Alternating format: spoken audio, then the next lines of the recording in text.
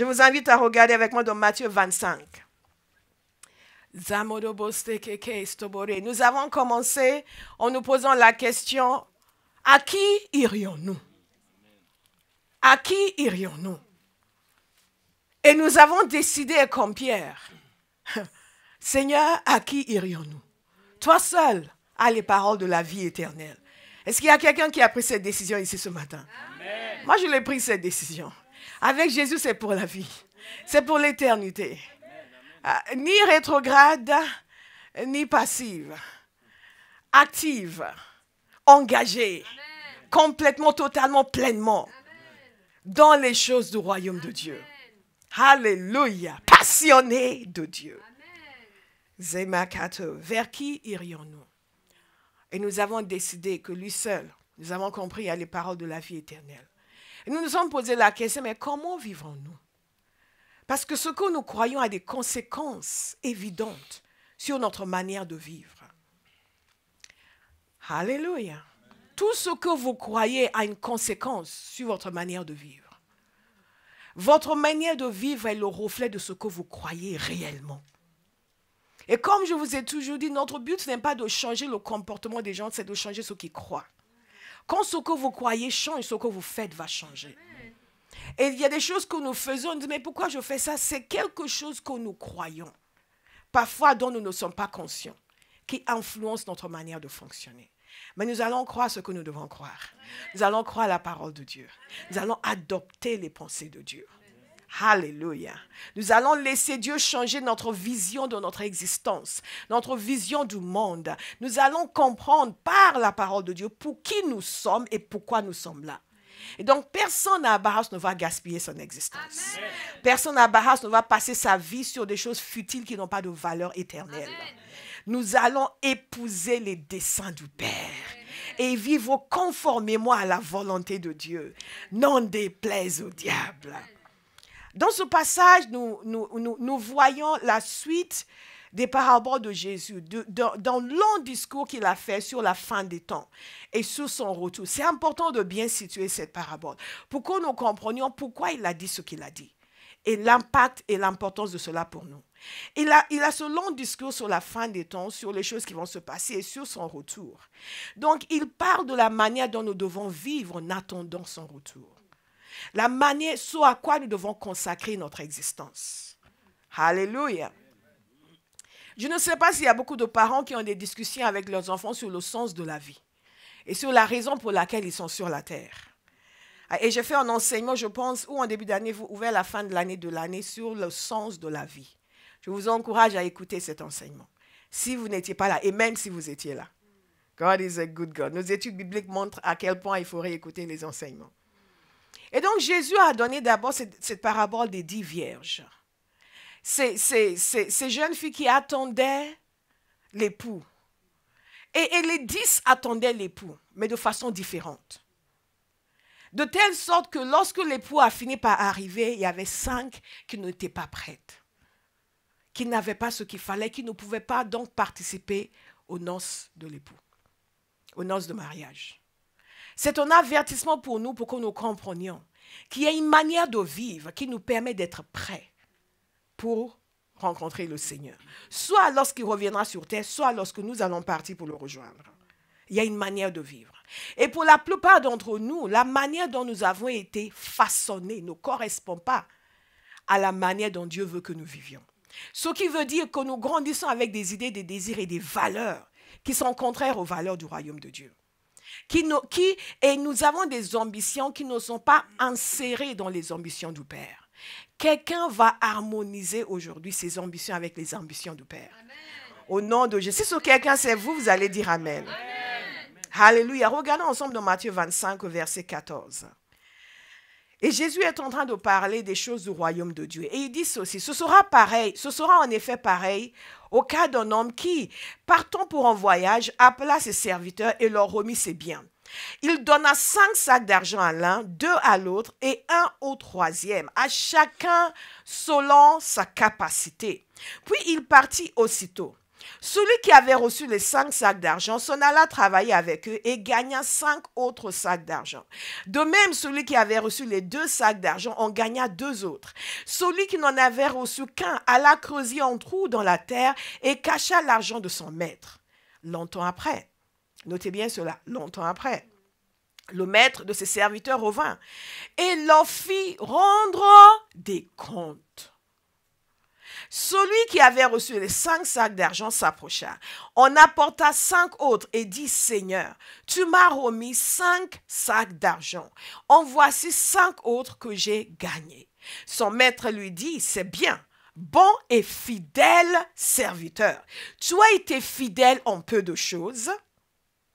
Je te confierai beaucoup. Dites beaucoup. Dites beaucoup. Dites-le pour savoir ce que ça veut dire. Beaucoup. Je te confierai beaucoup. Alléluia. Viens partager la joie de ton maître. Celui qui avait reçu les 2 sacs d'argent s'approcha aussi et dit, Seigneur, tu m'as remis 2 sacs d'argent. En voici 2 autres que j'ai gagnés. Son maître lui dit, c'est bien, bon et fidèle serviteur. Tu as été fidèle en peu de choses. Je te confierai. Je te confierai. Je te confierai. Viens partager la joie de ton maître. Celui qui n'avait reçu qu'un sac d'argent s'approcha ensuite et dit, Seigneur, je savais que tu es un homme dur. Tu moissonnes où tu n'as pas semé. Et tu récoltes où tu n'as pas planté. J'ai eu peur. Et je suis allé cacher ton sac d'argent dans la terre. Le voici. Prends ce qui est à toi. Son maître lui répondit, serviteur mauvais et paresseux. Tu savais que je moissonne où je n'ai pas semé et que je récolte où je n'ai pas planté. Il te fallait donc remettre mon argent au banquier et à mon retour, j'aurais retiré ce qui est à moi avec un intérêt. Prenez-lui donc le sac d'argent et donnez-le à celui qui a les 10 sacs d'argent. En effet, on donnera à celui qui a et il sera dans l'abondance. Mais à celui qui n'a pas, on enlèvera même ce qu'il a. Quant au serviteur inutile, jetez-le dans les ténèbres extérieures. C'est là qu'il y aura des pleurs et des grincements de dents. Nous constatons dans cette histoire quelque chose de très intéressant. Et c'est ceci. Ce maître connaissait très bien ses serviteurs. Il connaissait leurs capacités. Et à chacun, il a confié des responsabilités selon sa capacité. Et en confiant ses ressources et ses responsabilités, parce que ces sacs d'argent, c'est cette parabole qu'on appelle la parabole des talents. Ces sacs d'argent représentent des ressources, des capacités, des responsabilités, le temps, tout ce que Dieu nous donne comme potentiel d'action et possibilité d'action. Et donc, il confie ces choses à ses serviteurs. Il les connaît très bien. Il connaît leurs capacités. Donc, selon leurs capacités, il leur donne des ressources, des responsabilités et des tâches. Et ce qui est intéressant ici, c'est que nous voyons des attitudes différentes. Et nous allons venir aux leçons, une dizaine de leçons que nous apprenons de cette histoire. Et je veux que chacun soit attentif. Parce que Jésus est en train de nous dire quelle est la perspective du Père vis-à-vis de nous. Et quelle doit être notre occupation sur la terre. Beaucoup d'entre nous, nous ne savons pas à quoi nous devons consacrer notre temps. Et nous consacrons notre temps et nous avons développé le sens de l'importance des choses qui sont sans importance. Et nous avons minimisé l'importance des choses qui sont d'une importance capitale. Que quelqu'un dise, Seigneur, change ma pensée. Que je pense comme toi. Donc, pour faire comprendre à ses disciples et aux gens autour ce que Dieu attend d'eux, Jésus leur a donné cette parabole. Et donc, cet homme part en voyage et il confie des choses à ses serviteurs. Et ses serviteurs, les 2 premiers, vont suivre ce qu'ils savent que le maître veut qu'ils fassent. Maintenant, notez bien, tous les trois savaient ce qu'ils voulaient. Deux ont décidé de suivre. Et les deux qui ont décidé de suivre ont porté des fruits. Nous avons parlé la semaine dernière de la fidélité dans l'intendance, une intendance fidèle. Nous parlons aujourd'hui d'une intendance fructueuse. Notre intendance, lorsque nous sommes fidèles, ne peut que porter des fruits. Alléluia. Et nous sommes censés porter des fruits. Et donc, ces deux premiers ont porté des fruits. Et le maître, quand il est revenu, il était content et il les a récompensés en leur donnant encore plus de responsabilités. Quelqu'un a dit que la récompense que Dieu nous donne lorsque nous avons travaillé, c'est plus de travail encore. Beaucoup d'entre nous, nous voulons plus de responsabilités, mais nous ne nous sommes pas montrés dignes de ce qui nous avait été confié. Et c'est un principe du royaume de Dieu que la promotion vient certainement lorsque le sérieux est au rendez-vous là où Dieu nous a placés. Lorsque quelque chose nous est confié et nous nous acquittons honorablement de cette tâche, la promotion s'ensuit inéluctablement. Parfois, nous lorgnons des choses dont nous ne sommes pas dignes. Notre comportement ne nous a pas montré que nous ne sommes pas dignes de ce que nous désirons. Quelqu'un va laisser Dieu le transformer. Alléluia. Et nous devons comprendre que Dieu nous aime, mais il ne nous fait pas nécessairement confiance. Jusqu'à ce que nous montrions que nous sommes dignes de foi. Il faut séparer les deux choses. Nous confondons souvent l'amour de Dieu avec tout le reste. L'amour de Dieu est quelque chose qui est indestructible. Mais ça ne veut pas dire qu'il nous fait confiance. Ces deux serviteurs ont donc obéi au maître, ils ont fait ce qu'ils voulaient. Le troisième a fait ce que lui voulait. Quelqu'un va dire, je veux faire ce que Dieu veut. Le troisième a fait ce que lui voulait, ce qui l'arrangeait lui, ce qui ne le dérangeait pas, ce qui ne le mettait pas sous pression quelconque.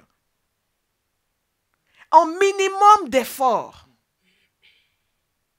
Il a fait un minimum d'effort. Il a enterré ce que son maître lui a confié.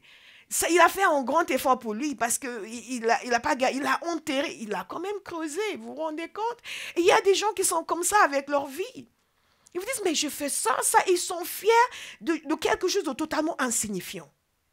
Il a creusé, il a mis l'argent dedans et il a couvert. Et quand le maître est revenu, il dit, ben, voilà ce qui est à toi. Je ne t'ai pas volé. C'est important pour nous de comprendre que dès le début, Dieu nous a créés pour porter des fruits. Rappelez-vous dans le jardin d'Éden, quand il a créé l'homme, il a déclaré clairement que l'homme doit se multiplier, doit porter des fruits. Et il doit agir. Il lui a donné des responsabilités, du travail à faire sur la terre. Je suis toujours étonnée à chaque fois quand je lis ces choses de voir que Dieu n'appelle pas simplement les gens pour dire « je te bénis, je te bénis, je te bénis », point. Chaque personne que Dieu a appelée, dont nous avons les informations dans la parole de Dieu, il les a appelés pour faire quelque chose pour lui. Je vais le répéter pour quelqu'un qui vient de se réveiller. Chaque personne que Dieu a appelée, il les a appelés pour faire quelque chose pour lui. Il a appelé Abraham. Il a dit, je te bénirai, je te bénirai, je te bénirai. Mais tu vas quitter ta famille. Tu vas aller dans un endroit que tu ne connais pas. Moi, je connais. Et à travers ta descendance, la terre entière sera bénie. Mais Abraham a dû faire quelque chose pour Dieu. Tout laisser derrière. Aller vivre comme un étranger. Subir toutes sortes de choses.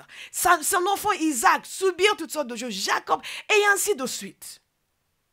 La promesse de Dieu est toujours rattachée à une responsabilité. Alléluia. Je veux qu'à base, nous ayons cette notion de responsabilité. Si nous n'avons pas cette notion, nous allons rater nos vies tout en chantant Alléluia et en tombant par terre lorsqu'on prie pour nous. Jésus veut que nous comprenions ce que le Père attend. Donc le maître est revenu. Dieu veut que nous portions, dès le début, dès la Genèse, la parole de Dieu nous dit, Genèse 1, 22, il est béni en disant, reproduisez-vous, devenez nombreux et remplissez les mers et les oiseaux se multiplient sur la terre et ainsi de suite, et assujettissez le monde entier. Il devait faire quelque chose. Alléluia. Pas juste rester là et je reçois. Je reçois. Je reçois. Je reçois. Nous recevons pour donner. Dans Jean 15, verset 16, donc, porter des fruits, c'est l'ordre normal des choses. C'est la raison pour laquelle une femme qui se marie s'attend à avoir des enfants, n'est-ce pas? Et de temps en temps, vous entendez parler des femmes qui disent, oh non, moi je me marie, mais je ne veux pas avoir d'enfants. Et quelque chose, on vous dit, ah bon? Vrai ou faux? Ou vous dites, ah oui, mais bien sûr, c'est naturel. Non, non. C'est ancré dans l'appel de Dieu sur l'être humain de porter des fruits. Alléluia. Karimana, vous allez porter des fruits. Amen. Au nom de Jésus. Amen. Jésus nous dit dans Jean 15, verset 16, ce n'est pas vous qui m'avez choisi, mais c'est moi qui vous ai choisi. Et je vous ai établi afin que vous alliez, que vous portiez des fruits. Et que votre fruit demeure. Que votre fruit demeure. Alors ce que vous demanderez au Père en mon nom, il vous le donnera. La promesse, la responsabilité. La promesse, la responsabilité. La promesse, la responsabilité. La première chose donc, c'est que nous devons être conscients du fait de notre but. Pourquoi nous sommes là? Pourquoi nous sommes là? Dieu a créé l'homme. Dès le départ, il devait porter des fruits. Il devait agir sur la terre. Il devait travailler pour Dieu.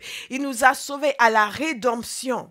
Jésus nous a sauvés. Et la parole de Dieu nous dit que quand il quittait la terre, vous allez me dire si vous êtes d'accord, quand il quittait la terre, il a dit, waouh, réunissez-vous, soyez bénis, chantez, dansez, soyez bénis en abondance, et faites rien, juste recevez ma bénédiction. Vous ne connaissez pas ce verset? Non, mais, hey. Vous ne connaissez pas ce passage? Personne ne connaît ce passage? Quel est le passage que vous connaissez?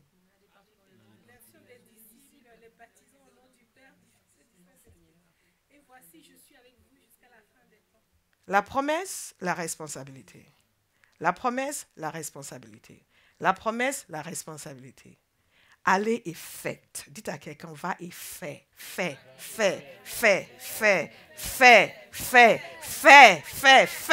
quelque chose pour Dieu. Dites-le encore. Votre voisin vient de se réveiller. Va et fais.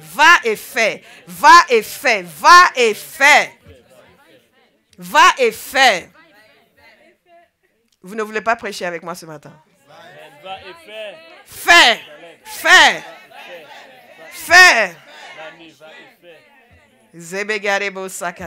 J'aime toujours quand on dit de dire à quelqu'un d'autre, nos voix sont fortes.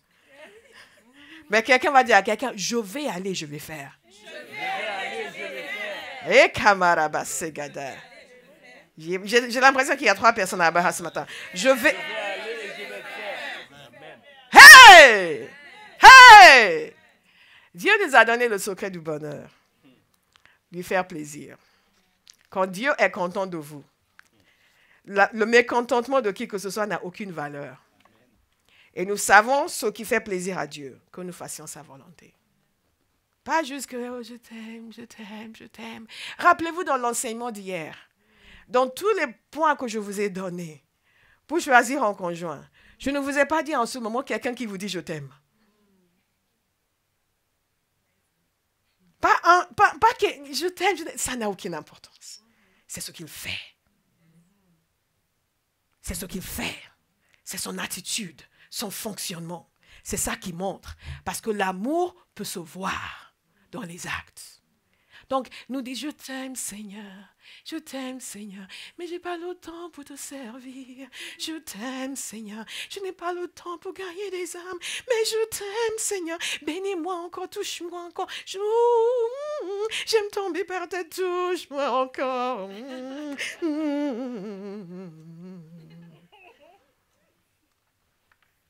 Ce n'est pas votre témoignage, n'est-ce pas? Ça, ce n'est pas notre témoignage. Donc, mon témoignage, c'est je vais et je fais. Je fais. Le maître donc a donné à ses serviteurs une responsabilité, comme Dieu nous a donné une responsabilité. Et à son retour, il s'attendait à quelque chose. Je veux dire à quelqu'un ce matin que chaque jour, Dieu regarde votre vie et il s'attend à quelque chose. Il s'attend à quelque chose de plus que je t'aime, Seigneur. Il s'attend à des actes, des activités, des fruits qui sont le témoignage de cet amour. Et ce qui est intéressant dans cette histoire, c'est que le maître est parti longtemps. Et parfois, il y a des gens qui disent, oui, mais on dit depuis que Jésus va revenir, il n'est pas encore revenu. Le maître est parti longtemps. Mais n'empêche qu'il y a un jour où il va évaluer ce que ses disciples ont fait, ce que ses serviteurs ont fait. La parole de Dieu nous dit que nous allons tous nous tenir devant le tribunal de Christ, où nos œuvres seront jugées. J'ai cet empressement en moi de faire comprendre à notre génération que la vie chrétienne n'est pas telle que nous imaginons. Que les gens qui nous ont précédés savaient ce que c'est que d'être chrétien et d'être au service du royaume de Dieu. Nous savons ce que c'est que de faire en sorte que le royaume de Dieu soit à notre service. Dites, je change de mentalité. Parce que la parole de Dieu nous dit autre chose. Et donc Jésus, dans cette parabole, veut que nous comprenions qu'il y a quelque chose qu'il attend de nous. Qu'il attend de nous. Et la deuxième chose que je veux que vous remarquiez concernant ces serviteurs qui ont réussi et vous allez réussir, c'est qu'ils étaient conscients. Ils étaient conscients du droit du maître de leur exiger quelque chose. C'est impératif qu'en tant que chrétiens, nous prenions conscience du fait que Dieu a le droit de nous exiger en retour de tout ce qu'il nous a donné, tout ce qu'il a déposé dans notre vie. Il a le droit de recevoir quelque chose de nous. Il a le droit de nous demander que nos talents, que les capacités qu'il nous a données, le temps qu'il nous a donné, la santé qu'il nous a donnée, servent sa cause sur la terre. Et ces deux serviteurs étaient conscients du droit du maître. Ils étaient conscients du fait que ces sacs d'argent qu'ils ont reçus ne leur appartenaient pas. De la même façon que toutes les capacités que j'ai ne m'appartiennent pas. Les ressources que j'ai ne m'appartiennent pas. Dieu me les a confiées comme des ressources pour fonctionner sur la terre et pour le glorifier avec ma vie. C'est un changement de mentalité. Et quand nous avons ce changement de mentalité, nous sommes constamment à l'écoute des directives du Seigneur. Nous sommes constamment prêts à agir, à faire, parce que nous ne sommes pas, oui, mais moi, s'il n'y a pas de moi, je sais. Qu'est-ce que le Père veut? Et ces serviteurs étaient conscients du droit du maître, ce qui les a amenés à être fidèles dans la gestion des ressources. Nous avons parlé la semaine dernière de la fidélité dans l'intendance des ressources qui nous sont confiées. Quand je comprends cela, je n'ai aucune difficulté. Quand le Seigneur me dit, tu vas donner telle somme à telle personne, tu vas faire ça, à dire, oui, mais c'est... Non, ce n'est pas... C'est l'argent que Dieu m'a confié pour qu'il puisse agir à travers moi sur la terre. Donc, ce n'est pas parce que j'ai cela que, ah oui, mais moi, j'ai envie de ça. Mais en fait, ça ne sert à rien, mais pourquoi pas, j'ai l'argent. Non. Seigneur, qu'est-ce que tu veux? Fidélité dans la gestion des ressources qui me sont confiées. Parce qu'ils étaient conscients du fait que le maître y avait droit. Ah, vous pensez aux enfants. Vous leur donnez quelque chose. Après, vous leur dites, ah, prête-moi ta plume. Non, c'est à moi. Et nous sommes souvent comme ça avec le Seigneur. Non, mais prête-moi, je veux juste écrire. Mais non, c'est à moi. Mais vous venez de le lui donner. La seule raison pour laquelle il l'a, c'est parce que vous le lui avez donné. Mais maintenant, prête. Non, c'est à moi. Et il commence à pleurer.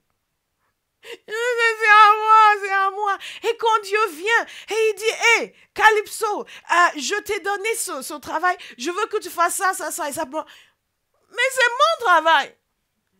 Mais c'est ma force. Mais c'est moi qui ai fait ça. Mais je ne veux pas. Dites, je change. Je change. Je change. Je change. Je change. Ils étaient conscients du droit du maître d'exiger quelque chose de leur part. Et ils ont géré ce qui appartenait au maître de telle sorte à amener le profit. Votre vie doit apporter une valeur ajoutée dans le royaume de Dieu. Quelqu'un doit être décidé. Je ne suis pas là pour qu'il y ait un autre joli visage occulte. Je ne suis pas là pour qu'on m'encourage encore une énième fois. Je suis là parce que ma présence va amener une différence.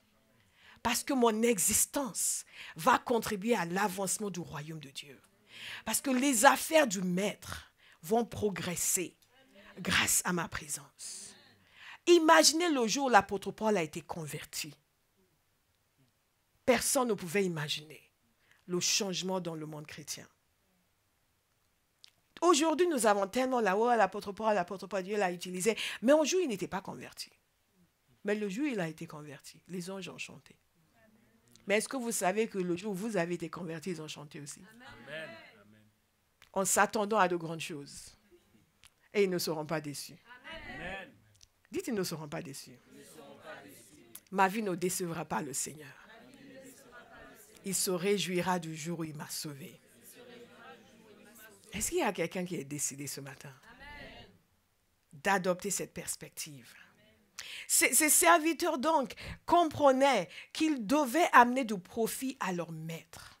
Et c'est essentiel pour nous d'avoir cette mentalité. Ma vie doit amener du profit à Dieu. Ma vie doit contribuer à l'avancement de son royaume. La troisième chose, c'est que nous remarquons qu'ils avaient des capacités différentes. Et le maître le savait. Et ce qu'il leur a confié correspondait à leurs capacités respectives. On ne sait pas toutes les raisons pour lesquelles le troisième n'a rien fait, mais il se peut qu'il ait estimé que moi, on m'a donné qu'un seul. Un seul sac d'argent et ceux-là, lui il a 5, lui il a 2.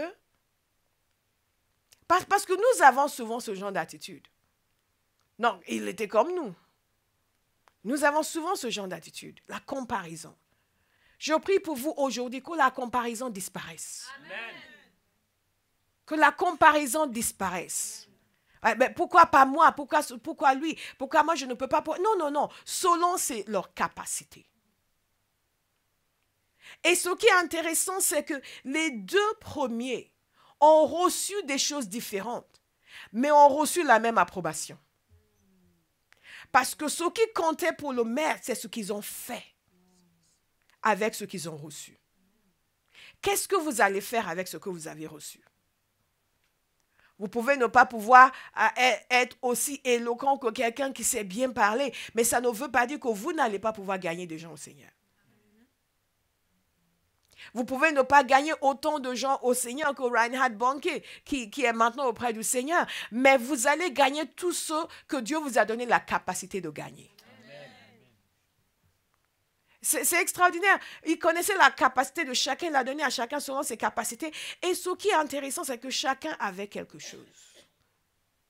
Chacun avait quelque chose. J'ai rencontré des gens qui disent, oui, mais moi, je suis pas comme un tel, je suis pas comme lui, moi, je n'ai pas sommet. Et qui estimait qu'eux ne pouvaient rien, ne savaient rien, n'avaient pas de capacité, n'étaient bons à rien. Ce mensonge vous quitte pour toujours. Amen. Je le répète pour quelqu'un ce matin, ce mensonge vous quitte pour toujours. Amen. Chaque enfant de Dieu est équipé par Dieu pour exceller dans un domaine ou dans un autre. Chaque enfant de Dieu. Peu importe l'idée que vous avez de vous-même, vous ne vous êtes pas créé. Celui qui vous a créé est en train de nous montrer ici que chaque personne sur la terre a reçu quelque chose de Dieu. Et ce quelque chose de Dieu doit servir la cause du Père. Moi, j'ai reçu quelque chose. J'ai reçu quelque chose. J'ai reçu quelque chose. Je dis, oui, pasteur, vous avez reçu quelque chose, vous êtes là en train de prêcher, c'est évident. Mais si je n'avais pas cru que j'avais reçu quelque chose, je ne serais pas là. Je vais le répéter pour quelqu'un, parce que je crois qu'il n'y a que Béa qui a compris. Si je n'avais pas cru que j'ai reçu quelque chose, je ne serais pas là. Il y a beaucoup de choses que Dieu a déposées en nous, parce que nous ne sommes pas conscients du fait que nous avons ces choses-là, nous ne les développons pas. Et nous continuons à regarder quelqu'un d'autre. Oui, mais si je pouvais chanter comme Béa, si on me laissait entrer dans la louange avec Olive, si moi je pouvais faire la technique derrière, mais il y a quelque chose que tu peux faire. Et si tu arrêtes de te comparer à quelqu'un, tu vas découvrir le trésor que Dieu a mis en toi. Amen. Alléluia. Moi, je sais qu'il y a un trésor en moi. Beaucoup de trésors. Merci de dire Amen pour moi. Beaucoup de trésors en moi. Beaucoup de trésors en moi. Beaucoup de trésors extraordinaires. Absolument extraordinaires. Vous n'avez encore rien vu. Merci de dire Amen pour moi. Vous n'avez encore rien vu. Vous allez commencer à voir des choses merveilleuses. Merci de dire Amen pour moi. Alléluia. Vous n'avez encore rien vu. Est-ce que c'est votre témoignage? Quelqu'un doit radicalement décider, Seigneur, tout ce que tu as déposé en moi, révèle-moi. Révèle-moi pour que je puisse les développer, les exploiter, les utiliser pour ta gloire. Je ne veux pas vivre une vie moyenne, ni une vie médiocre. Je vais exceller dans ma génération, manifestant toutes les grâces que Dieu a déposées en moi. Et ce troisième a méprisé ce que Dieu avait déposé en lui. La parole de Dieu dit dans Éphésiens 2, verset 10, que nous sommes l'ouvrage de Dieu. Que nous avons été créés en Christ Jésus pour des bonnes œuvres que Dieu a préparées d'avance pour nous. Et ce qui est curieux dans ce passage, c'est qu'il n'y a pas d'exception. Nous sommes tous des ouvrages de Dieu. Créés en Christ Jésus pour des œuvres bonnes que Dieu a préparées d'avance pour nous. Chacun de nous. Quelque chose que Dieu a préparé d'avance. La quatrième chose, c'est que ces deux hommes, notez-le bien, qui ont été félicités par le Maître, ont appliqué le savoir, la connaissance et la compétence. Ils ont appliqué leurs compétences pour générer du profit pour le Maître, pour développer ce qui leur a été donné, pour obtenir des fruits. Et une des choses qui me peine concernant les chrétiens, c'est que nous pouvons beaucoup prier, mais il y a des compétences que nous devons développer et appliquer. L'autre jour, dans la formation, dans le cours des leaders,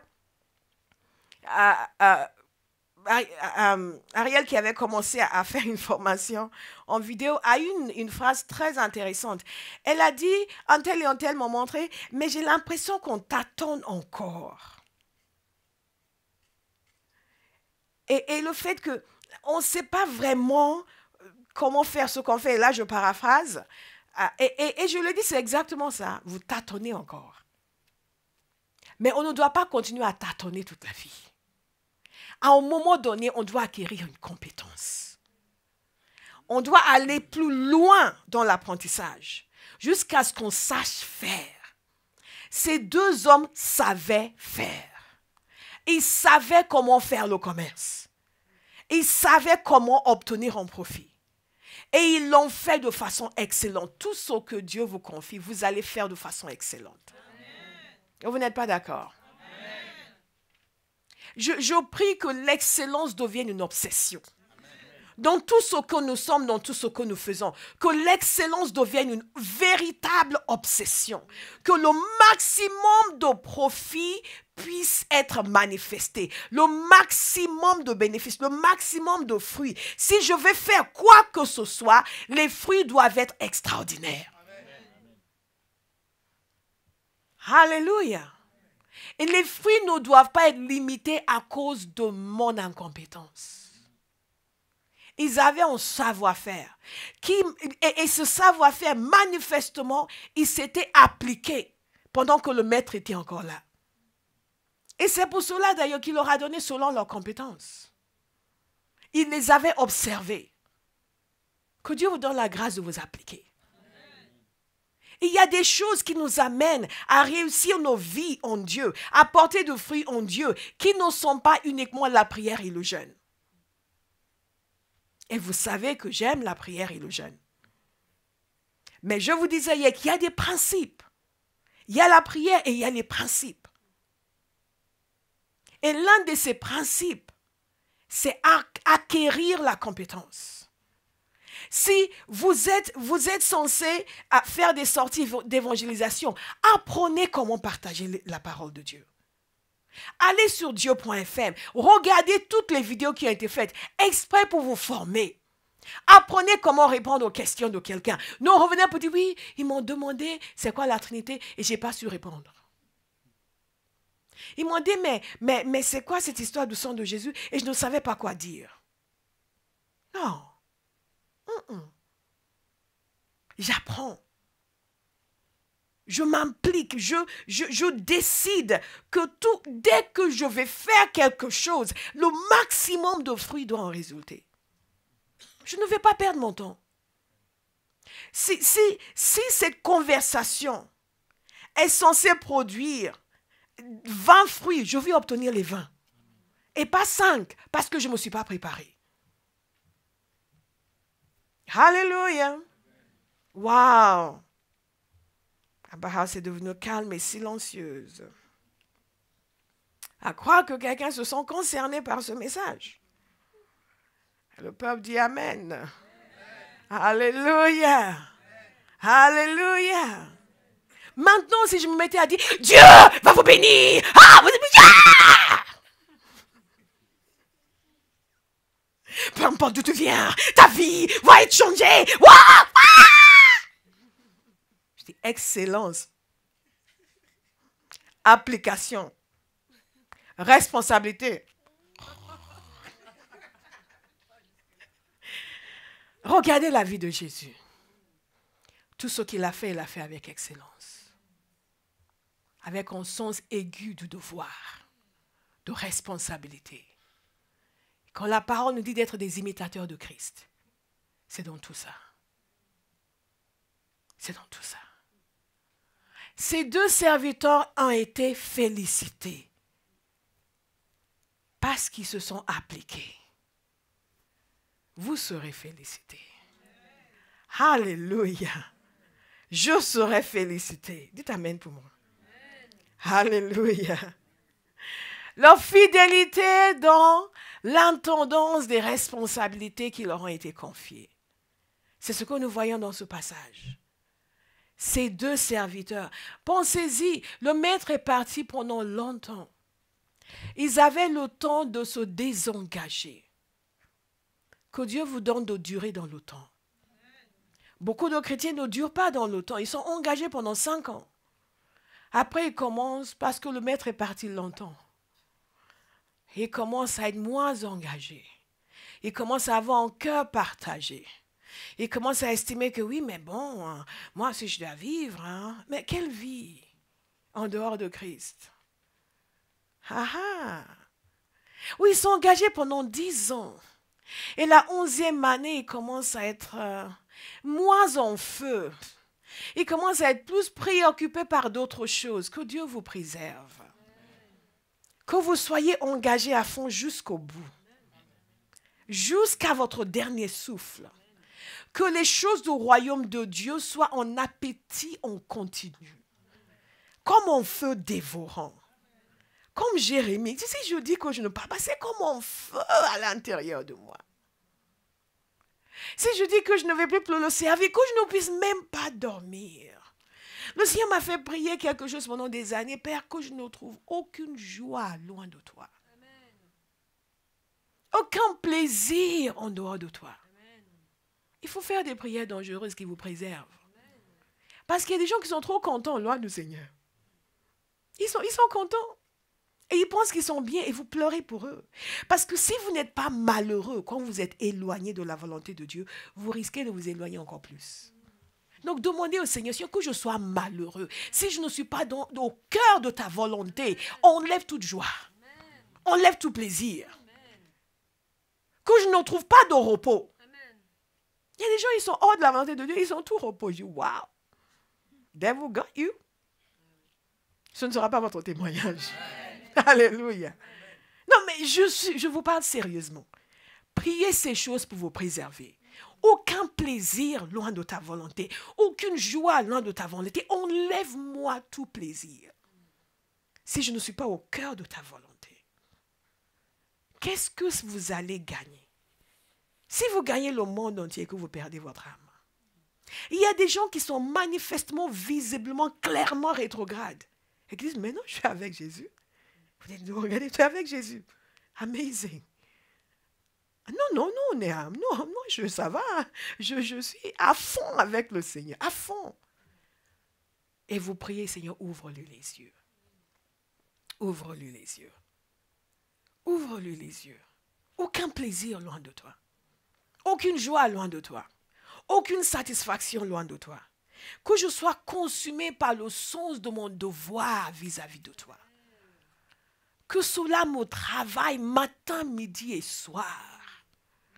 Que je n'ai aucune joie si je délaisse ta volonté, je délaisse ton œuvre. Que rien ne m'apporte du plaisir. C'est Dieu parce que non, c'est normal, vous préservez votre vie. Regardez autour de vous.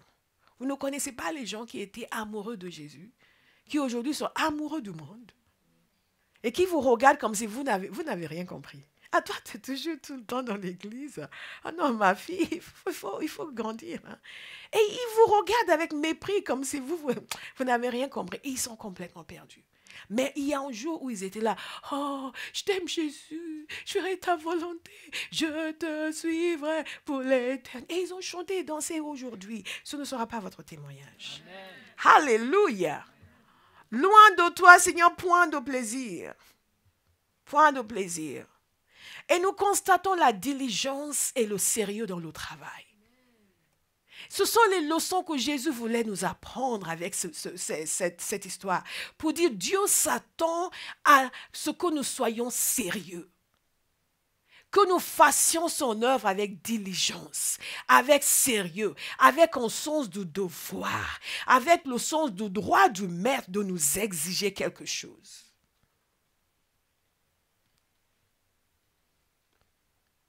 Pas avec l'idée que nous sommes en train de faire une faveur à Dieu. Oh, tu sais, moi, avec toutes les capacités que j'ai, heureusement que je suis là. Ouais, tu pourrais être dans la tombe, par exemple. Ah oui, moi. Et nous sommes tellement... C'est facile pour nous de sombrer dans tout ça parce que le cœur de l'être humain est méchant. Puis nous sommes la justice de Dieu en Christ Jésus, mais il y a la chair qui est encore là. Un peu d'élévation et nous commençons à penser que, honnêtement, les gens ici, ils doivent me célébrer. Et nous commençons à penser, ah, quelle grâce pour eux que je sois là. Regardez comment je chante. Hein, Béa? Je chante comme un ange. Si je n'étais pas là, qui va chanter ici? Hein, je regarde, moi je les aime. Ils sont vraiment bénis que ma voix soit là pour glorifier le Seigneur. Non, ne pense pas comme ça, je donne juste un exemple. Alléluia. Juste, il y a des glissements qui se produisent. Mais ces deux serviteurs, ils n'ont pas oublié qui ils étaient. Ils savaient qu'ils n'étaient que des serviteurs. Certes, ils avaient reçu cet argent et ils avaient fait fructifier cet argent, mais ils n'ont pas oublié qu'ils avaient une responsabilité, ils avaient un devoir et ils ont beaucoup travaillé. Dites beaucoup travaillé. Beaucoup travaillé. Pour quelqu'un qui pense que, mais moi je travaille beaucoup, non. Dites beaucoup travaillé. Beaucoup travaillé. Ils ont beaucoup travaillé. Et ce qui est intéressant, c'est que quand le maître est revenu, ils n'ont rien exigé. Ils ont dit, mais et nous, notre part. Ils ont pris le tout, ils ont dit, voilà. Et ce qu'il leur avait donné, et ce que eux ont gagné. Écoutez attentivement. Et ce que eux ont gagné. Je vais le redire. Et ce que eux ont gagné, ils ont tout donné au maître. Ils n'ont pas réclamé quoi que ce soit. Qu'est-ce que vous réclamez au Seigneur aujourd'hui? Qu'est-ce que vous exigez comme votre dû et votre droit? Et souvent, c'est pour ça que Dieu ne peut pas nous utiliser. Parce que nous estimons que nous avons, oui, mais Seigneur, moi, j'ai le droit de... Non, ils ont tout donné. Cette partie, pour moi, est extrêmement parlante. Ils estimaient que ce qu'eux avaient gagné appartenait au maître. Appartenait au maître. Quand nous amenons les gens au Seigneur, parfois nous pensons que les gens que nous avons gagnés au Seigneur nous appartiennent. On a vu des gens gagner des gens au Seigneur et vouloir ensuite les contrôler, les dominer, ne laisser personne d'autre s'approcher d'eux, vouloir contrôler leurs pensées. Quelqu'un leur dit ceci, ils savent que c'est bon. Non, non, mais quand tu dis quelque chose, viens me voir d'abord. Parce qu'ils veulent créer un petit royaume au sein de l'Église. C'est moi qui l'ai gagné à Christ. Mais il n'est pas à toi. Tu l'as amené au maître. Pas à toi. Parce que ton sang n'aurait pas pu le sauver. Et tout ce que nous faisons pour le maître. Nous faisons pour... Merci Seigneur pour notre frère au fond qui est réveillé. Que Dieu révèle les autres. Nous faisons pour... Nous faisons pour... Gloire à Dieu. Et nous reconnaissons aussi notre position d'intendant. Remarquez autre chose qui caractérise ces deux hommes et qui doit nous caractériser, c'est qu'ils avaient une foi extraordinaire dans la bonté du maître. Et c'est pour cela qu'ils n'ont pas essayé de mettre quelque chose de côté. Ils étaient des serviteurs. Il n'y avait pas de récompense qui était prévue pour eux. Il ne leur a pas dit, si vous faites ça, je vais vous récompenser. Et la plupart des chrétiens auraient pris une part de cet argent en estimant que j'y ai droit. Après tout le travail que j'ai fait, ce n'est pas le maître qui a fait le travail, c'est moi. J'ai droit à quelque chose moi aussi.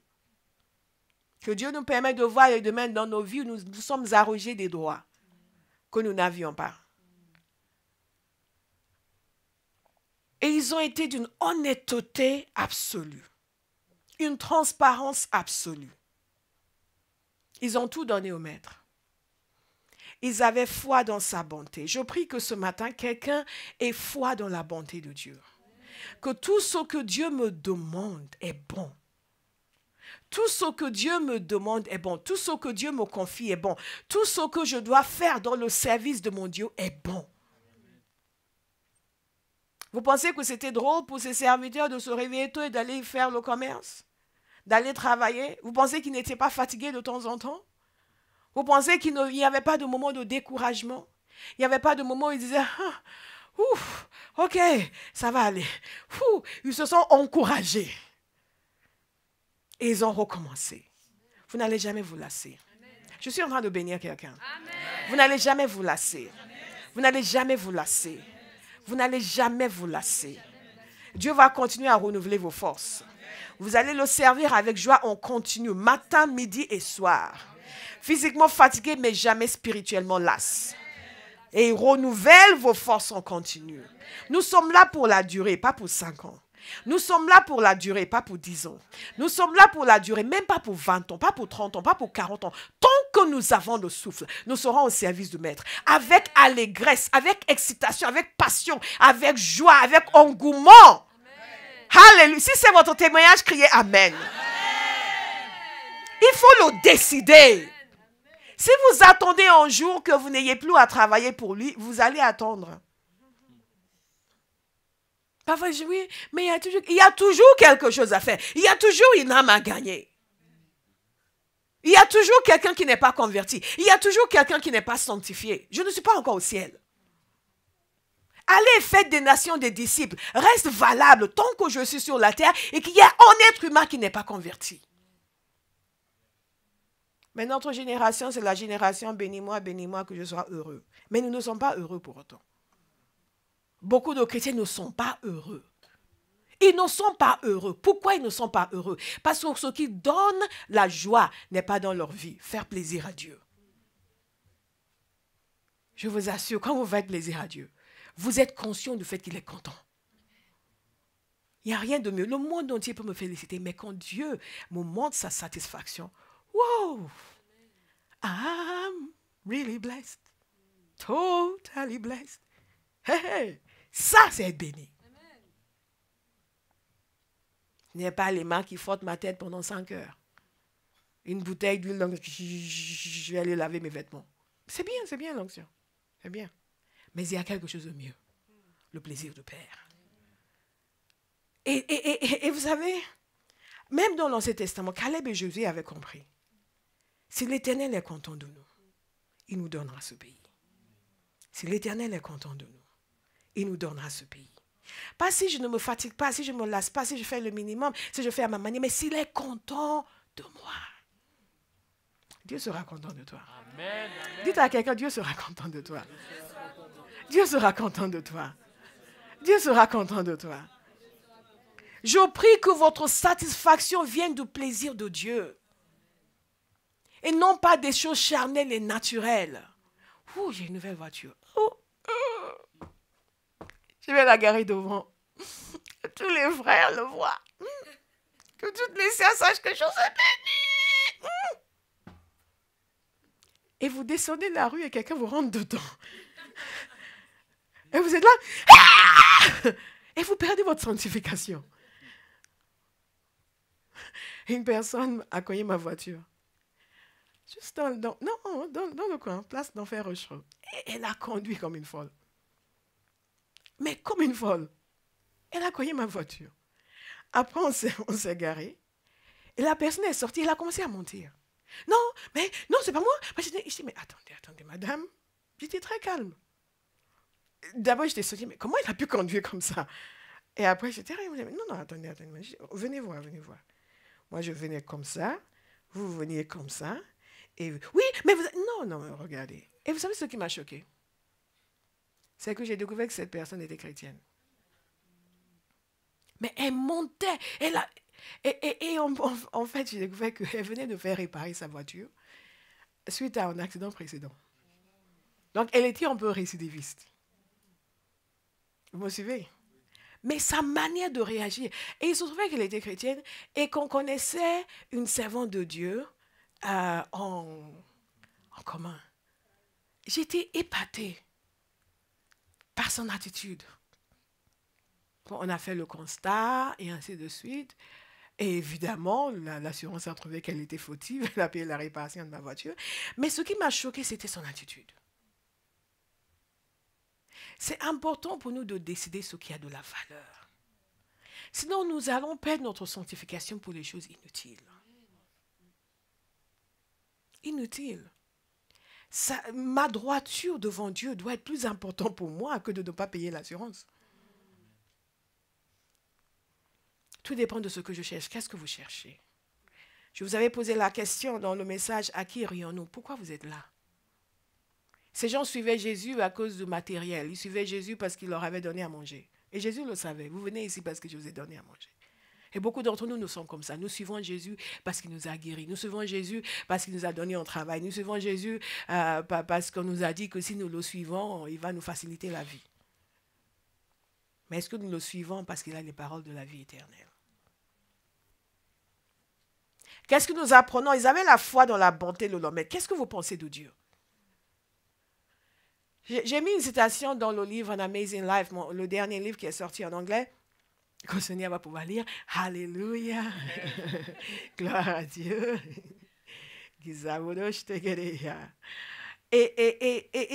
j'ai mis une citation de A.W. Tozer, de son livre The Knowledge of the Holy. Et il dit ceci. What comes to your mind when you think about God is the most important thing about you. Ce qui vous vient à l'esprit quand vous pensez à Dieu, c'est la chose la plus importante de votre vie. En d'autres termes, l'idée que vous avez de Dieu est la chose la plus importante de votre vie.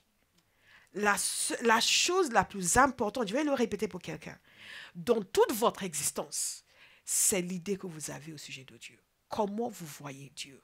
Ça va conditionner toute votre vie.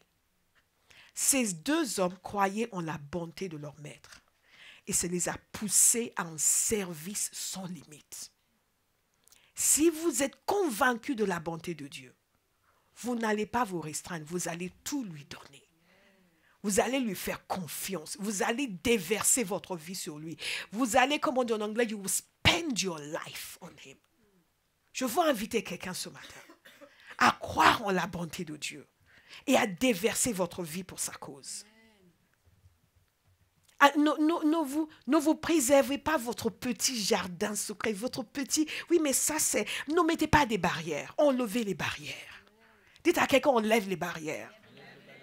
Enlevez les barrières. Dépensez-vous pour Dieu. Dépensez votre vie pour Dieu. Ils croyaient en la bonté de Dieu, en la bonté de leur maître. Ils ont tout donné. Au contraire, l'autre disciple, l'autre serviteur, il croyait que son maître était quelqu'un de mauvais, quelqu'un de difficile. Ils croyaient en la bonté de leur maître et ils ne se sont pas posé de questions autres que de faire ce qu'il leur a demandé de faire. Ils n'ont pas fait « et moi alors, et moi alors ». Non, ils ont tout fait et quand il est venu, ils lui ont tout donné. Waouh, que Dieu nous donne ce cœur. Que Dieu nous donne cette révélation. De le voir comme celui qui est absolument parfait et qui ne peut pas nous faire du mal. Et tout ce qu'il nous demande est bon et pour notre bien. Et quel que soit ce que cela nous coûte, ça va finir par nous rapporter. Amen.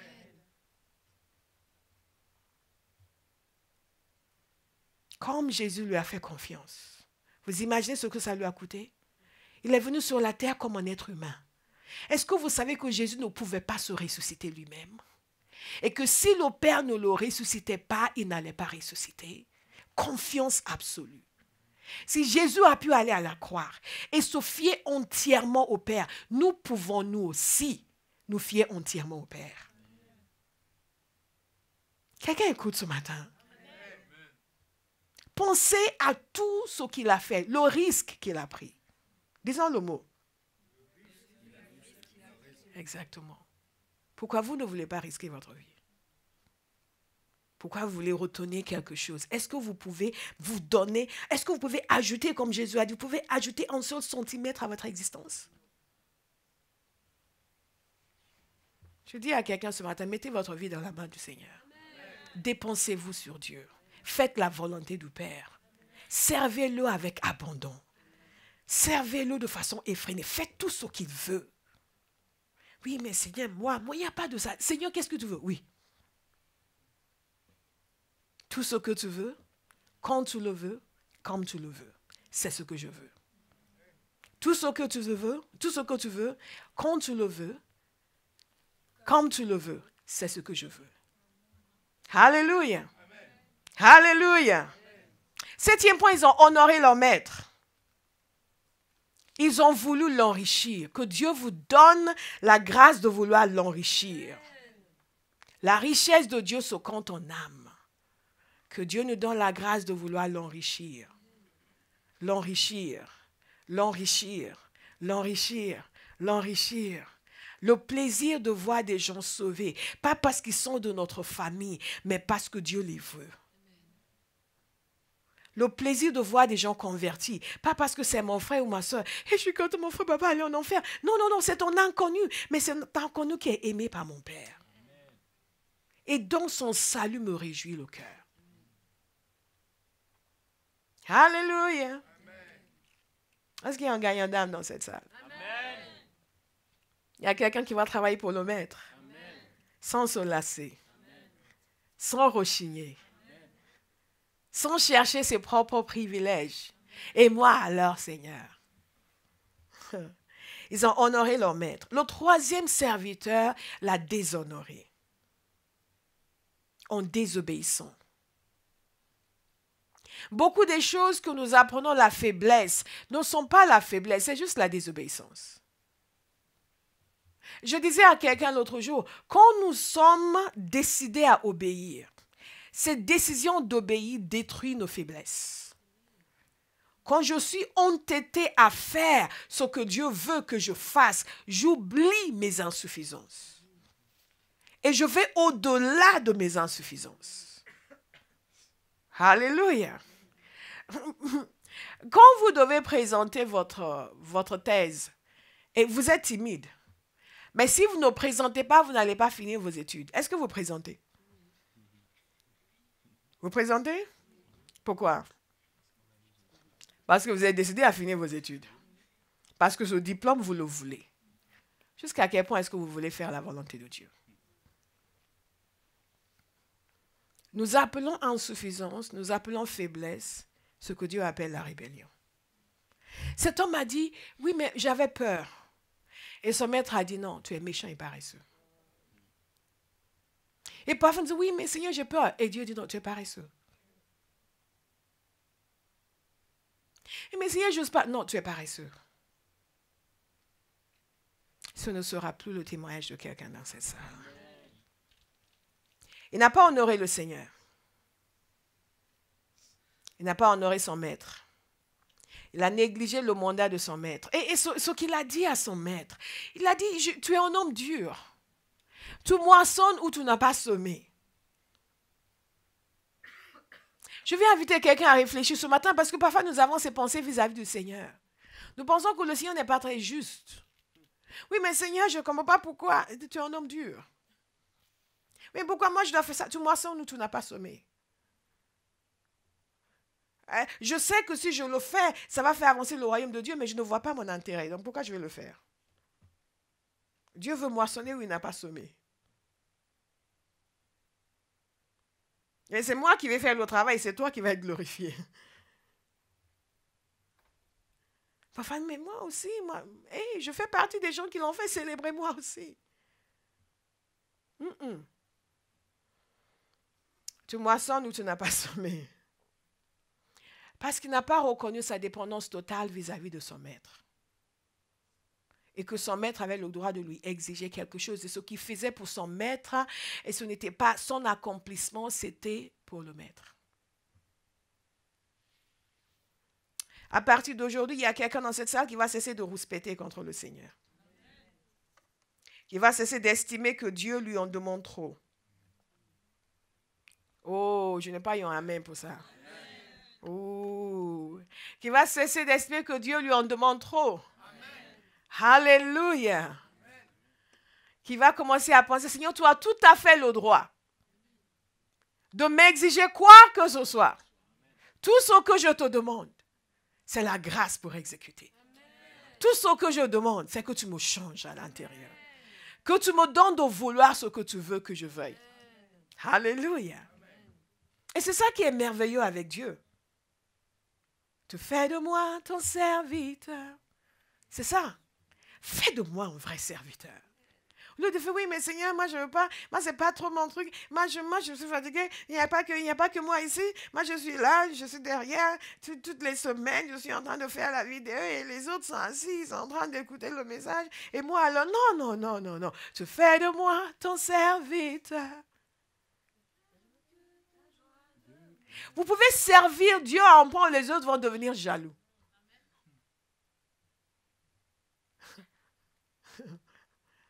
Vous pouvez le servir avec un tel acharnement que tout le monde veut maintenant vous prendre votre place. Alléluia. Que Dieu vous donne cette grâce. De ne jamais vous laisser décourager par les gens qui ne sont pas sérieux avec les choses de Dieu. Je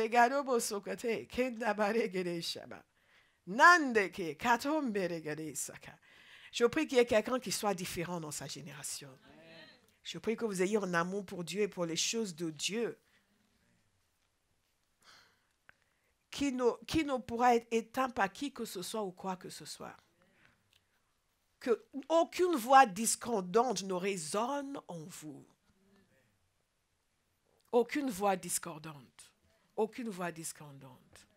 Quant à moi, je servirai l'Éternel. Quant à moi, je servirai l'Éternel. Quand j'étais une jeune fille, j'avais beaucoup d'amis qui ne voulaient pas nécessairement servir le Seigneur. J'allais en vacances en Angleterre et toutes les discussions, c'était autour des garçons. Comme c'est souvent le cas avec les jeunes filles dans l'église. Et moi, je voulais parler de Jésus. Elle voulait parler de garçons. Et elle trouvait que je n'étais pas très amusante. Et moi, c'était avant Amazon.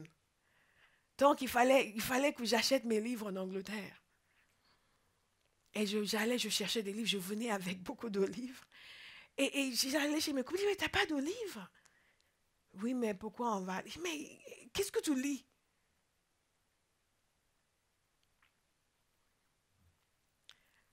Que Dieu vous donne la grâce de ne pas être détourné par des voies discordantes. Que vous soyez la voie qui montre le chemin. Alléluia. Et pas la voie qui est détournée du bon chemin. Je prie sérieusement cela sur vous. Parce qu'il y a beaucoup de personnes qui ont reçu de Dieu la clarté sur le chemin à suivre, mais chemin faisant, des commentaires, des remarques, etc. Et ils se détournent. Et ils ne savent même pas quand leurs cœurs ont été gangrénés.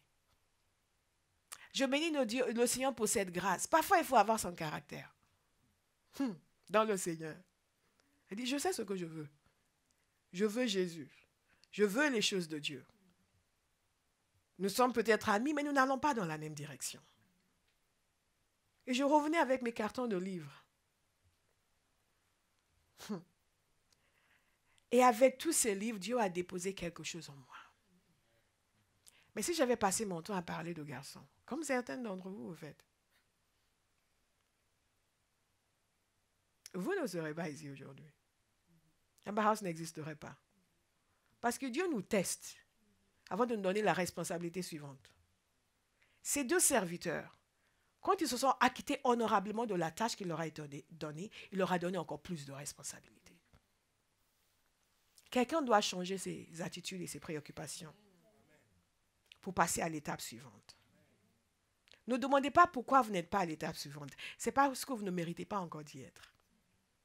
Mais vous allez y arriver. Parce que moi aussi, je dois passer à l'étape suivante. Je la vois déjà là où je veux arriver. Et je... Samaregado, Sokote, matin, midi, soir, Rengado, Bostekete, Ikaka, Zoboti, Handidi, Shishakaka, Zembeketuma, Hadanda de Zuta, Katetete, more Lord, Indibako, Sokoti, more fire, Rimbako, Stogoti, more power, Rengedush, more revelation, Reki, Kakaka, Soto, Toto, parce que je dois passer à l'étape supérieure. Il doit me juger digne de confiance. Alléluia! Il y a quelqu'un qui voit tout et qui décide. Qu'est-ce qui était le problème de ce serviteur? Il refusait de se sacrifier. Notez-le en caractère gras, majuscule, souligné, le sacrifice. Vous servez Dieu avec un sens de sacrifice. Cet homme ne voulait pas s'embêter. Et toutes ces histoires de oui, tu es Dieu, tu es ceci, prétexte et mensonge. Il ne voulait pas s'embêter. Que Dieu nous délivre de la paresse. Amen. De la paresse. De la paresse.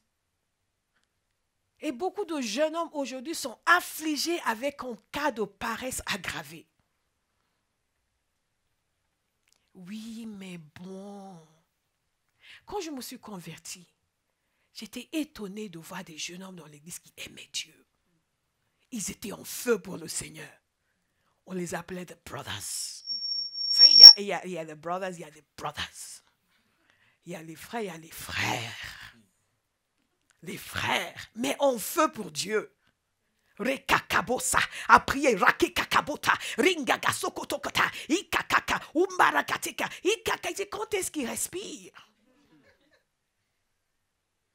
Et rimbarakaso, endebekeke, rabababaka, on les appelait les frères Jim Jim. Jim Jim, rakanishi, il nous mettait le complexe. Je me souviens la première fois qu'un frère a dit, je sais que j'ai reçu l'onction. C'est quoi l'onction? Je dis, mais je connais le salut, l'onction. C'est quoi encore? Il y a plein de mots ici qu'on ne connaît pas. Rakimanozo côté. Mais il brillait, les murs tremblaient. Est-ce qu'il y a des hommes qui vont prier, les murs vont trembler à Bahaus? C'est comme ça, amen. Est-ce qu'il y a des hommes qui vont prier, les murs vont trembler à Bahaus? Amen. Oui. Hey! Oh, là, on n'entend plus quand il va. Est-ce qu'il y a des hommes qui vont prier à Bahaus et les murs vont trembler? Amen. Jim, les frères Jim. On va mettre une association de frères Jim à Bahaus. On va vous mesurer dans la prière pour décider si vous pouvez entrer dans le groupe des frères Jim. Amen. Mais ils étaient Jim. Ragaga sokat. Wow. Mais Satan doit trembler.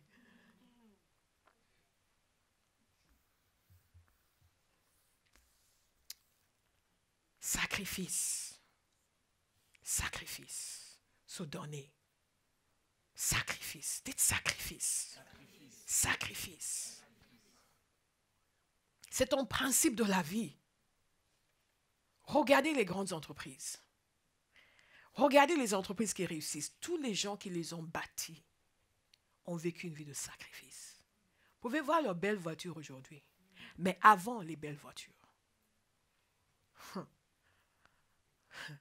Quand j'ai lu quelque chose sur l'histoire de Amazon. Aujourd'hui, Amazon est omniprésent. Mais si vous savez comment ils ont commencé. Comment ils emballaient par terre les paquets, par terre. Jusqu'au jour où un frère a dit, mais il faut qu'on prenne des packing tables, je ne sais plus comment ça s'appelle. Et Jeff, c'est quoi ça? Il ne savait même pas ce que c'est. Quelqu'un lui a expliqué, non, c'est un truc que l'on pose et on va faire les paquets là-dessus. Ah, d'accord. Donc, ils sont allés prendre ça à la main. Il faisait plusieurs voyages. Le propriétaire d'Amazon, le fondateur, il faisait plusieurs voyages à la poste pour aller envoyer les paquets de lui-même, avec ses mains, de lui-même. Vous me suivez? De lui-même. Dites sacrifice. Aujourd'hui, tout ce que les gens voient, c'est ils sont omniprésents, ils ont des grosses voitures, et vous aussi jouez, mais je vais servir le Seigneur, mais dans le calme, dans la tranquillité. Non, dans le sacrifice. Dans le sacrifice. Dans le sacrifice. Nous voulons bâtir une grande œuvre, nous devons être prêts à nous sacrifier. Pas quand tout le monde dort chez lui tranquille. Mais oui, mais tu as fait, je ne sais pas. Tu as appelé, je ne suis pas sûre. Mais écoute, il m'a envoyé encore un message. Je vais répondre jeudi. God punish the devil. Les gens qui sont comme ça ne construisent jamais rien. Nous allons construire quelque chose. Avec le sacrifice. Dites à quelqu'un le sacrifice. Avec joie. Avec joie. Dis à quelqu'un, il me regarde. Avec joie. Le sacrifice avec joie. On ne touche pas une nation en dormant sur ses deux oreilles tous les jours, 8 heures par nuit. Ensuite 10 heures, ensuite 11 heures.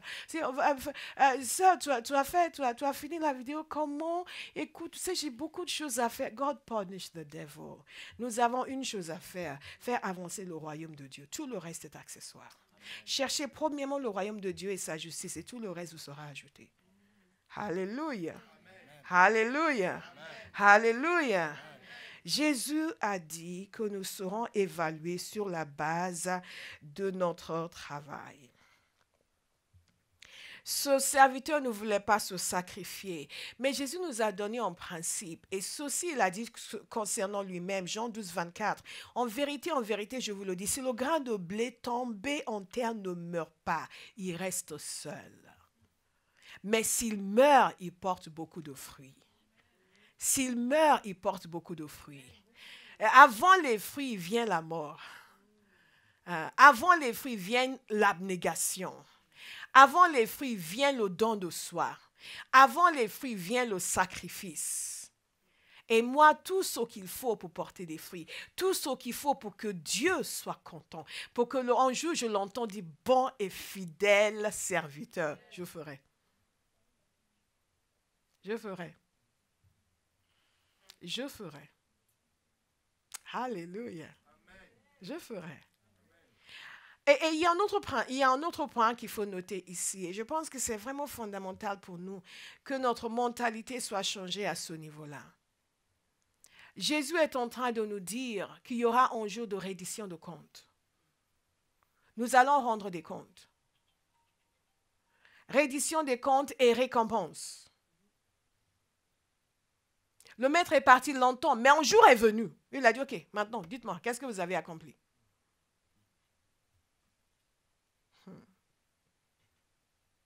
Et lorsque nous avons porté des fruits, il y a une récompense. C'est bien, bon et fidèle serviteur. Je prophétise sur quelqu'un. Que vous entendrez en continu Dieu dans votre vie vous dire, c'est bien. C'est bien. C'est bien. C'est bien. C'est bien. C'est bien. Que vous soyez accrochés au cœur du Père. et dépendant de son plaisir.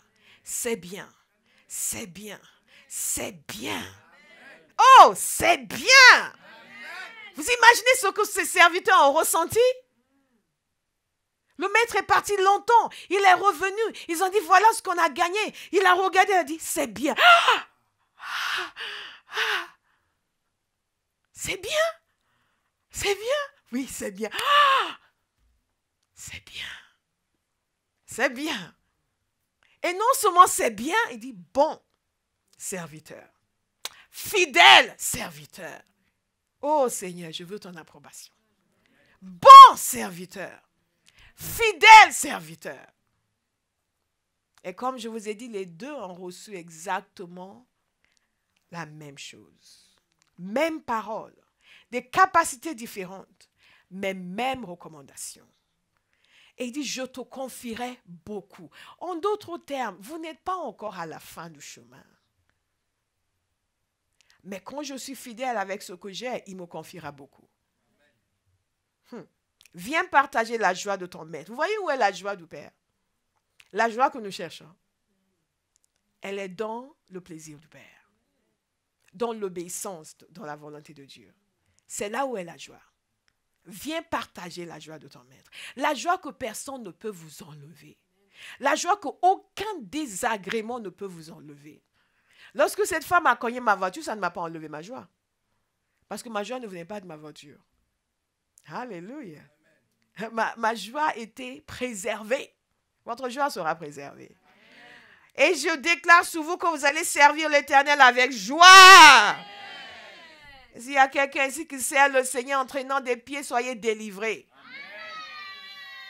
Gloire à Dieu. Ça, c'est mon collègue. Il vient me saluer et dit, bonjour, cher collègue. Et jusqu'au jour, je lui ai demandé s'il allait faire le jeûne. Après, il a dit, non, je ne suis plus pasteur. Il veut témoigner. Mais il a un chant. Il a un très beau chant qu'il aime chanter. Un jour, il va nous le chanter ici. Mais il ne le connaît que partiellement. Donc, on va attendre que sa mère lui apprenne bien le chant. Et il va venir nous le chanter. Alléluia. Et ensuite, il pourra témoigner. Peut-être même prêcher. Certainement prier. Envoyer le feu contre ses ennemis. Je ne plaisante pas. Hein? Un jour, il est venu pour que je prie pour lui. Il est venu à la fin du culte parce qu'il avait mal à la tête. Je commence à prier. Et lui aussi s'est mis à prier. Il a dit, je vois le feu. Qu'est-ce qu'il dit? Je vois le feu. Je vois. Nous voyons déjà une génération qui ne sera pas opprimée par le diable. Amen. Alléluia. J'ai dit, qu'est-ce qu'il dit? Je vois le feu. God is a good God. On voit les mères qui prient à la maison. Je vois le feu. Bien-aimés, le plaisir que vous obtenez à négliger l'œuvre de Dieu, c'est un plaisir momentané qui va amener ensuite une réprimande sévère. Lorsque le maître s'est tourné vers l'autre serviteur, quand il a fini son speech, il a repris et l'a traité de serviteur mauvais et paresseux. Ça m'a interpellée parce que dans ce que le serviteur a dit, il n'a pas évoqué la paresse. Parce que parfois, nous avons des idées nous concernant qui ne représentent pas la réalité. Nous avons des pensées, des prétextes qui ne correspondent pas du tout à la manière dont Dieu nous voit. Et parce que nous ne sommes pas conscients du fait que nos pensées ne sont pas les pensées du Seigneur. Parce que nous pensons comme ça, nous oui, mais moi je pense que non, mais personnellement je ne l'ai pas fait parce que je n'ai pas pu, parce que ceci, parce que cela, parce que je l'ai pris. Et Dieu dit, mauvais et paresseux. Je veux encourager quelqu'un aujourd'hui à laisser Dieu changer son cœur. À laisser Dieu lui donner le désir d'accomplir quelque chose de significatif dans le royaume de Dieu. D'être un instrument pour la conversion de multitudes. D'être un instrument pour la transformation des vies humaines. D'être un instrument pour amener l'évangile aux 4 coins de la France. Bâtir des églises solides dans chaque ville de France. où les gens peuvent aller et recevoir la parole, recevoir la délivrance, être connectés avec Dieu. Je ne sais pas s'il y a quelqu'un qui entend ce que je suis en train de dire. Il n'y a rien d'autre que nous pouvons faire avec nos vies qui a autant de valeur que cela. Le sceau pour lequel Jésus est mort, c'est ce pour lequel nous devons vivre. Et le reste nous sera ajouté. Jésus n'est pas un menteur, il a dit et c'est comme ça. Vous cherchez premièrement le royaume. Tout le reste vous sera ajouté. Mais nous n'avons pas vu parce que nous n'avons pas obéi. Nous avons cherché un peu le royaume, mais ensuite nous avons couru derrière le reste. Je mets quelqu'un au défi en cette année 2020 pour dire je vais me donner à Dieu. Je vais me dépenser pour Dieu. Je vais dépenser ma vie pour ce qui est cher au cœur de Dieu. Et je vais voir si tout le reste ne me sera pas ajouté. Jésus ne peut pas nous mentir. Mais nous avons trop les oreilles pour écouter les choses qui ne correspondent pas à la volonté de Dieu. Et la peur de faire confiance à Dieu. Ce serviteur a dit, j'avais peur. Donc je suis allé cacher ton argent. J'avais peur de manquer. J'avais peur de ne pas réussir ma vie. J'avais peur que si je passe trop de temps à évangéliser, je ne vais pas avoir une promotion au travail. J'avais peur que si je travaille trop sur l'œuvre de Dieu, je ne vais jamais accomplir mes désirs. Je ne sais pas où vous avez trouvé ces désirs-là. J'avais peur que soyez délivrés de la peur. Amen. Faites confiance à Dieu. Faites confiance à Dieu. Faites confiance à Dieu. Faites confiance à Dieu. C'est lui qui nous a fait. Il sait de quoi nous sommes faits. Et il sait ce dont nous avons besoin. Et il sait ce qu'il nous faut pour vivre sur la terre. Et il nous honore en nous confiant des responsabilités. C'est un privilège. Et nous estimons que non, moi, j'ai des choses à faire. Moi, ceci, moi, cela, moi, ça. Moi, j'ai mes feuilletons préférés à la télé. Moi, j'aime bien me reposer le soir, tu comprends? Moi, tu sais, ma vie, c'est quelle vie? Elle vient d'où, cette vie? Qui l'a fabriquée? Qui l'a donnée? Qu'est-ce que nous avons que nous n'avons pas reçu de lui? Pourquoi donc ce que nous avons doit faire opposition à sa volonté? J'invite quelqu'un à réfléchir. Nous ne vivons qu'une seule fois, le temps passe. Un jour, je me suis réveillée, je dis, mais j'avance en âge. Oh, c'est bon, je vais servir Dieu, ça suffit. Je ne vais pas me réveiller à 80 ans pour dire, je vais servir le Seigneur. Jour après jour, année après année, le temps passe, le temps passe, le temps passé ne reviendra pas. Quelle est l'intendance que vous faites de votre temps? Il y a des gens qui peuvent rester là allongés, à penser à toutes sortes de choses négatives pendant 2 heures, 3 heures, 4 heures. Après, vous leur dites, mais pourquoi tu n'as pas fait telle chose que tu devais faire? Oui, mais je n'ai pas le temps. God punish the devil. Vous n'allez pas gaspiller votre vie. Et Dieu, regarde, comment ça tu n'as pas le temps? Mauvais et paresseux. Il avait une pensée, Dieu avait une autre pensée. Que Dieu nous permette de nous voir comme il nous voit. On peut se tromper toute sa vie parce qu'on a une certaine idée sur nous-mêmes qui ne correspond absolument pas à la vérité. J'étais tellement convaincue que j'avais de bonnes raisons de ne pas répondre à l'appel de Dieu. Je n'étais convaincue, mais convaincue. Et moi, quand je suis convaincue, je suis convaincue. Hein. Les gens qui changent facilement, oh non, ben finalement, non, moi, non. Je suis convaincue. Jusqu'au jour où Dieu m'a montré ce que lui pensait. Ah non, ça m'a secoué. I was scared. Comment dire en français? J'étais effrayée. Je dis, ok, on va te servir. On va faire la volonté de Dieu. Oh putain. Maintenant, on va tout ce que tu veux. Je prie que quelqu'un voie ce matin. Que tout voile soit déchiré.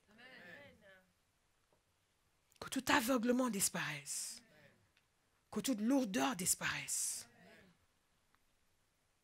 Quelqu'un se réveille. Que quelqu'un se réveille.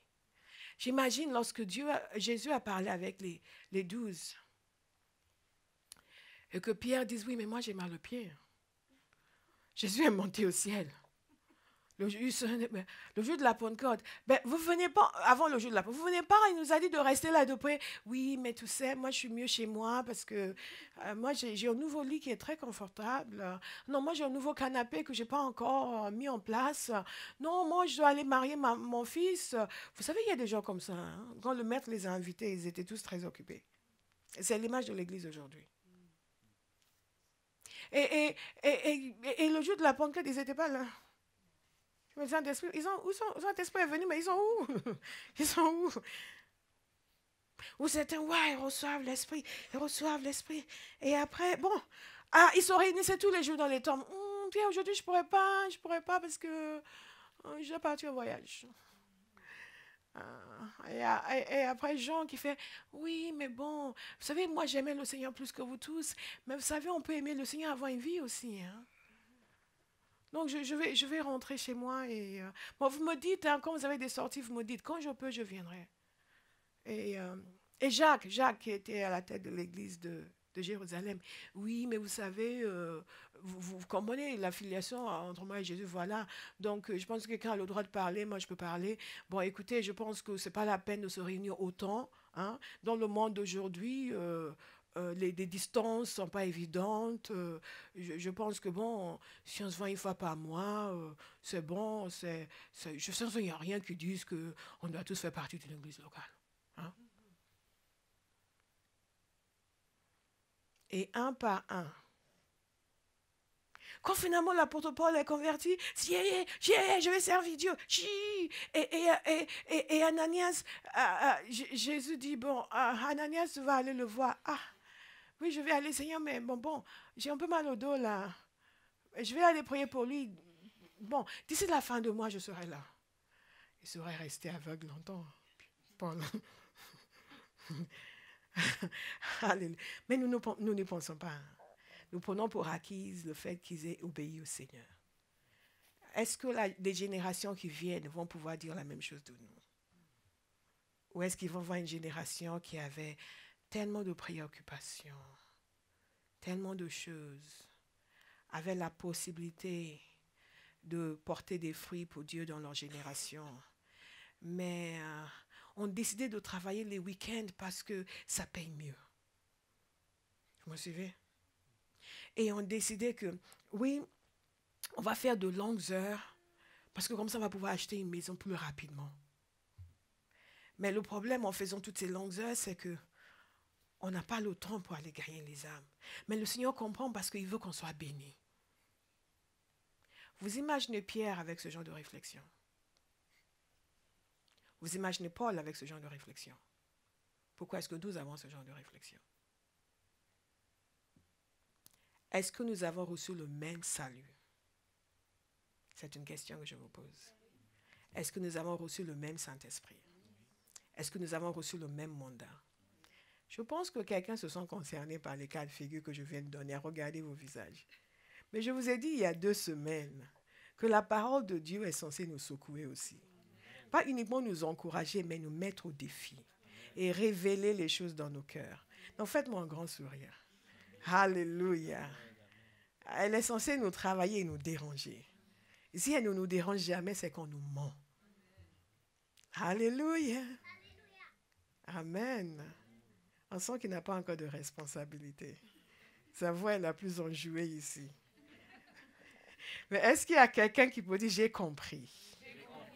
Et je vais laisser Dieu me transformer. Je vais prendre au sérieux ce qui m'a été confié pour l'exploiter pour le royaume de Dieu et le plaisir du Maître.